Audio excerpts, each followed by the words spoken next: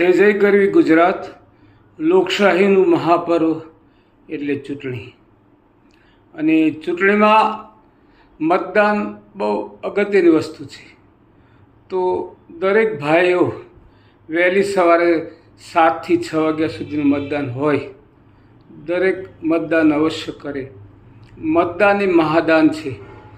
લોકશાહીના પર્વને આપણે અલગ અલગ રીતે ઉજવીએ, જેવું કે વોર્ડ વાઇઝ, બૂથ વાઇઝ આપણે થાળીઓ લઈ અને શ્રીરામ જ્યારે પધાર્યા છે ત્યારે થાળીઓ વગાડતા વગાડતા સરસ મજાના ગીતો ગાતા ગાતા આપણે લોકશાહીના પર્વને ઉજવીએ.